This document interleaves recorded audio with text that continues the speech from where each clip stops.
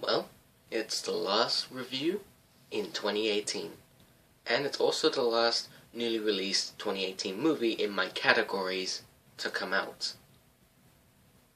And it's also the latest movie in the DC Extended Universe. So does this movie help DC have some light of hope? Or is this another crash and burn situation like the past few movies have been? Let's find out. This is my review on Aquaman. I knew about Aquaman before the DCEU became a thing, as I knew he was a superhero that can talk to fish, and he was from both the land and from Atlantis. So when it came to him getting a movie, I stayed optimistic. The DCEU had a rough time through its 5-year time frame, with their movies either getting mixed to bad reviews, one of the most decisive pieces of film to exist, and even people comparing it to the Marvel Cinematic Universe and how they can do better movies than DC. But there have been times they did pretty well, for example Wonder Woman, plus I didn't hate the DCEU movies that much, as I liked Batman v Superman and I thought Man of Steel was a pretty good movie. Suicide Squad and Justice League, yeah, they aren't the greatest, but they aren't downright awful to me. So how does Aquaman live up compared to its universe's previous movies? As always, let's start off with the story. On a stormy night, a man on the land discovers a woman on the rocks next to the sea and takes care of the woman. These two characters are the parents of Aquaman, Tom Curry and Atlanta. They then give birth to Arthur Curry, the Aquaman. We then see Atlanta return to Atlantis and see Arthur growing up, and then cuts to the present day where some bad guys are killing men on a submarine led by a Black Manta, when the party gets crashed by Aquaman himself, played by Jason Momoa.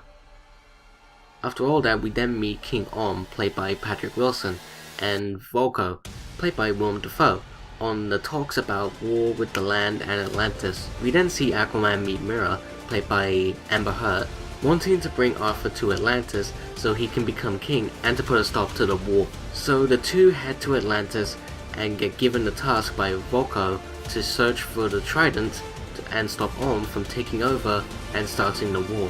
When I saw the trailers to this movie, I was thinking of how the DCEU have movies similar to the MCU, like Man of Steel being either similar to Iron Man or Thor due to how serious it is and it being the start of the DCEU. Batman v Superman being like Captain America's Civil War, though Batman v Superman came first, and Civil War was only made to rival Batman v Superman. Suicide Squad being like Guardians of the Galaxy, Wonder Woman being like Captain America the First Avenger, with the difference being one is in World War I and the other is World War II. Justice League being like the first Avengers movie, and here I compared this to Black Panther. I knew some differences of course, and now that I've watched it, I can say that there's way more differences between Aquaman and Black Panther, and I honestly think Aquaman is a better movie than Black Panther. Anyway, so I thought this movie story was pretty well done, and it helps me know more about the character, like how he was born, and what he's had to go through when he was a kid. This fixes Aquaman so much in the DCEU after what Justice League did. The action sequences are really cool, and I think this is DC's best piece of action sequences in years. There's even some jokes in the movie. Not all of them made me laugh, but I found some of them to be pretty enjoyable, though I feel like it's because some of them are used in the trailers. The characters are very interesting, and they also make me want to see other stuff related to Aquaman. First up, we have the main character himself, Arthur. He's a really cool character. We get to know his backstory and how he became the Aquaman, and even learning about what happened to his mother, and we see how he's treated in Atlantis.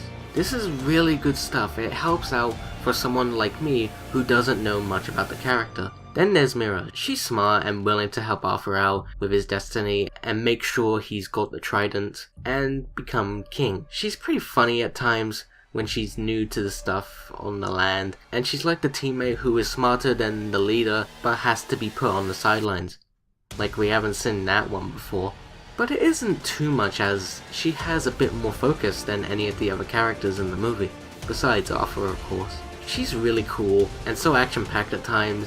Then there's other characters in the movie who are very helpful at making the plot move forward, like Volko, Tom Curry and even the nice moments with Atlanta, but maybe they could have had a bit more to it, like not just what they got in the movie. Then there's Black Manta.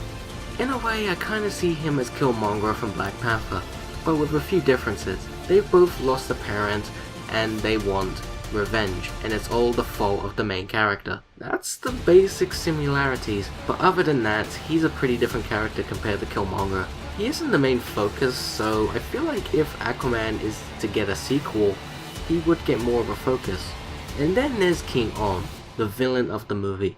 All he wants is to go into war with the land and kill Arthur, and be shown as the rightful king of Atlantis.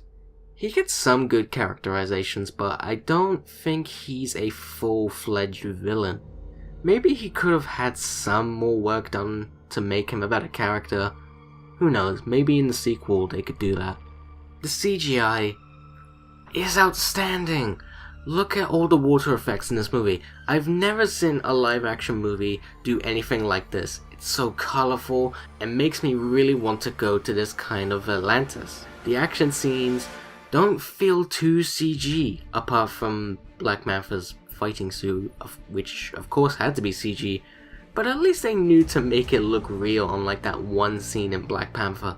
The music was composed by Robert Gregson Williams, and I really liked the direction the guy was going for.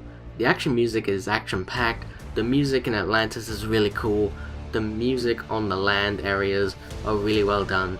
It is a really solid soundtrack. Overall, Aquaman did live up to my expectations, and also did a little bit more. The outstanding CG used to make Atlantis look so wonderful, the really cool action sequences, some pretty great character development, a great soundtrack, and a pretty good story. There is some stuff to be improved upon, and I will say that if you decide to see it, you'll have a blast. You don't really need to watch any of the other DCEU movies to know about stuff, but there is one thing from Justice League mentioned, but it's only little. I can say that DC is now stepping into the right direction. Well, that was the last 2018 movie in my categories I've reviewed. And it's also the last one in my categories to be released. But I am not done talking about these movies, as there's like one more thing I want to do with these movies, and it'll be great. And want to know what it is? Here's a 25-second trailer.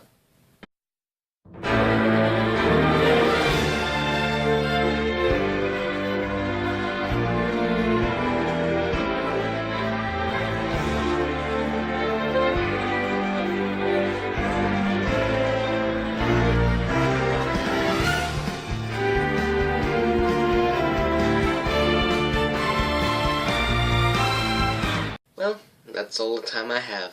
I thank you all for watching. This is 2018.